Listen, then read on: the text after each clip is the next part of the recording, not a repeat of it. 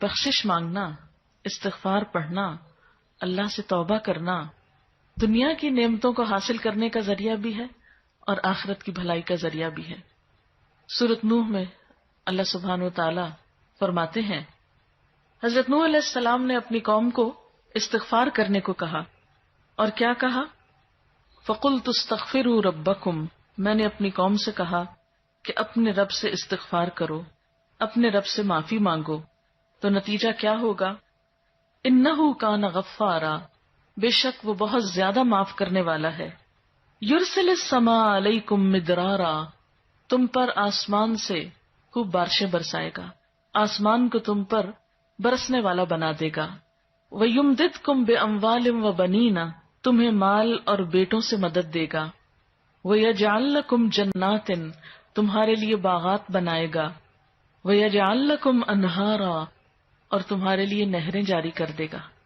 آپ دیکھیں کہ ایک انسان کی خواہش کیا ہوتی ہے کہ اس کو کیا کچھ ملے، یعنی رہنے کا مقام اور حالات جو ہیں وہ پرسکون ہو، پھر اس کے بعد یہ کہ مال ہوں، بیٹے ہوں، باغ ہوں، اور زندگی کی اور آرائشیں اور نعمتیں ہوں۔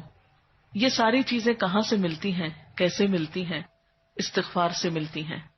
عام طور پر لوگ پریشان ہوتے ہیں، دکھی ہوتے ہیں۔ مثلا ایک شخص ایک بزرگ کی محفل میں آیا اور اس نے کہا کہ میرے حالات بہت تنگ ہیں، مجھے بہت پریشانی ہے، میرا رزق بہت تنگ ہے، تو آپ مجھے کوئی وظیفہ بتائیے۔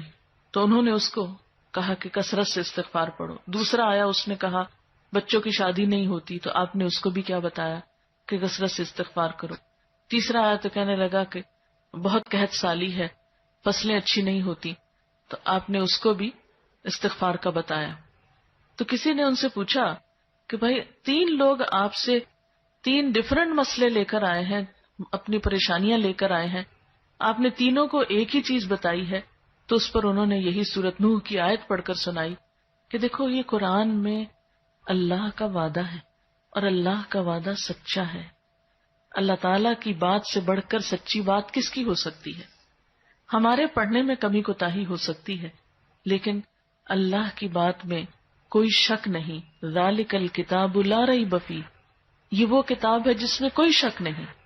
لیکن یہ ہے کہ بعض اوقات ہم خود پڑھنے میں کوتاہی کر دیتے ہیں، تو جن کا رشتہ نہ ہو رہا ہو وہ بھی، جن کا ہو چکا ہو اور شادی کے پرابلمز ہو وہ بھی، جن کا ہو چکا اور پھر بچے نہ ہو وہ بھی، ان سب کے لیے ایک ہی وظیفہ ہے، اور وہ کیا ہے؟ استغفار کا۔ پھر اسی طرح ایک اور جگہ پر ایک اور پیغمبر نے اپنے لوگوں سے کہا وَاسْتَغْفِرُوا رَبَّكُمْ ثُمَّ تُوبُوا إِلَيْهِ إِنَّ رَبِّي رَحِيمٌ وَدُودٌ، اپنے رب سے معافی مانگو اور اس کی طرف پلٹ آؤ، بے شک میرا رب رحیم ہے اور اپنی مخلوق سے بہت محبت رکھتا ہے۔ یعنی جب کسی بندے پر کوئی تکلیف آتی ہے تو ایسا نہیں کہ اللہ تعالیٰ اس پر خوش ہوتے ہیں اور جان بوجھ کے ستانا چاہتے ہیں بندوں کو۔ اللہ تو بندوں کے حق میں بہت مہربان ہے۔ پھر سوال یہ پیدا ہوتا ہے کہ تکلیف آتی کیوں؟ اگر وہ ہم سے محبت کرتا ہے اور وہ بہت مہربان ہے، تو بات یہ ہے کہ کچھ چیزیں ہم اچھے حالات میں سیکھتے ہیں اور کچھ چیزیں ہم ہارڈ شپ سے سیکھتے ہیں۔ کچھ نعمتوں کی قدر ہم اچھے طریقے سے ویسے ہی کر لیتے ہیں، اور کچھ چیزوں کی قدر ہمیں اس وقت آتی ہے جب کوئی مشکل پیش آتی ہے۔ آپ دیکھیے کہ اس کی مثال یوں ہی ہے کہ جیسے کچھ کھانے آپ کچے ہی کھا لیتے ہیں، جیسے فروٹس وغیرہ ہیں، آپ کو پکانے کی ضرورت نہیں ہوتی، لیکن کچھ کھانے آپ کو پکا کر کھانے ہوتے ہیں۔ اسی طرح زندگی میں کچھ حالات ایسے ہوتے ہیں کہ جن میں آپ آرام سے سیکھ جاتے ہیں، یا کچھ باتیں آپ کو بغیر کسی مشکل کے سمجھ میں آ جاتی ہیں، لیکن کچھ باتیں آپ کو مشکل آنے پر سمجھ آتی ہیں۔ اور جس طرح انسان پختہ اور میچیور ہوتا ہے مشکلات میں، آپ نے دیکھا ہوگا کہ جو بچے ہارڈ شپس میں پلتے ہیں وہ بڑے ہو کر ان میں اسٹیمنا زیادہ ہوتا ہے، لیکن جو بچے بہت نعمتوں میں اور نازوں میں پلتے ہیں وہ اتنے بہادر اور اتنے ہمت والے نہیں ہوتے۔ اس لیے دھوپ اور چھاؤں، غم اور خوشی، دونوں اس کائنات کا حسن ہے۔ دن اور رات ایک بہت بڑی نشانی ہے ہمارے لیے۔ تو اس لیے جب تکلیف آتی ہے تو اس موقع پر انسان اللہ کی طرف زیادہ رجوع کرتا ہے، اللہ کو زیادہ یاد کرتا ہے، زیادہ ذکر کرتا ہے، اور اس طرح انسان کے گناہ دنیا میں ہی معاف ہونے لگتے ہیں۔ ایک اور جگہ پر آتا ہے وَأَنِ اسْتَغْفِرُوا رَبَّكُمْ ثُمَّ تُوبُوا إِلَيْهِ يُمَتِّعْكُم مَّتَاعًا حَسَنًا، اور یہ کہ تم اپنے رب سے معافی چاہو اور اس کی طرف پلٹ آؤ تو وہ تم کو اچھا سامان زندگی دے گا۔ یعنی دنیا کی اچھی نعمتیں کس سے ملیں گی؟ استغفار سے۔ اور اس کے لیے دعائیں کیا ہیں؟ ربنا اغفر لنا، یہ قرآن پاک ہی کی دعائیں ہیں استغفار کی۔ ربنا اغفر لنا ذنوبنا واسرافنا فی امرنا وثبت اقدامنا۔ ایک اور دعا ہے ربنا آمنا فاغفر لنا وارحمنا وانت خیر الراحمین۔ پھر اسی طرح ربنا ظلمنا انفسنا وان لم تغفر لنا وترحمنا لنکونن من الخاسرین انت ولینا فاغفر لنا وارحمنا وانت خیر الغافرین۔ پھر اسی طرح ربنا فاغفر لنا ذنوبنا وکفر عنا سیئاتنا وتوفنا مع الابرار۔ پھر اسی طرح رسول اللہ صلی اللہ علیہ وسلم نے بھی کچھ ایسی دعائیں سکھائی ہیں جو استغفار کا ذریعہ ہیں۔ رب تقبل توبتی واغسل حوبتی واجب دعوتی وثبت حجتی واہد قلبی وسدد لسانی واسلل سخیمۃ صدری۔ رب اغفر لی وتب علی انک انت التواب الغفور۔ استغفر اللہ الذی لا الہ الا هو الحی القیوم واتوب الیہ۔ اللہم انی ظلمت نفسی ظلما کثیرا ولا یغفر الذنوب الا انت فاغفر لی مغفرۃ من عندک وارحمنی۔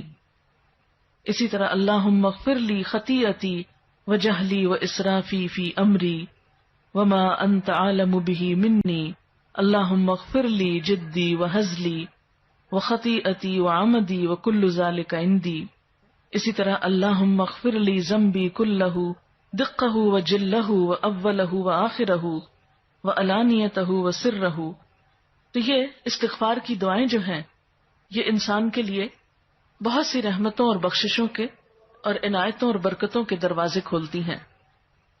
استغفر اللہ استغفر اللہ استغفر اللہ اللہم اغفر لی اللہم اغفر لی۔ کیونکہ ہر روز انسان کے اوپر مختلف طرح کی حالتیں آتی۔ انسان جس وقت بھی پریشان ہو، جس وقت بھی غمگین ہو، جس وقت بھی دکھی ہو، فوراً اگر اپنے رب کو پکارنے لگے تو انشاءاللہ وہ غم اور دکھ جو ہے اس سے انسان کو فوری طور پر ریلیف ہوگا۔ جیسے جسم کے اوپر پہنچنے والے زخم اور تکلیفیں ہوتی ہیں نا، تو ان کو اگنور نہیں کرنا چاہیے۔ مثلا اگر کہیں کٹ لگ گیا تو آپ اس کو ایسے نہیں چھوڑیں گے، اس پر کوئی دوا لگائیں گے یا کوئی پٹی لگائیں گے یا اس کو صاف کریں گے یا اس کو مرچوں سے، صابن سے، اس طرح کی چیزوں سے بچائیں گے تاکہ وہ بڑھے نہیں۔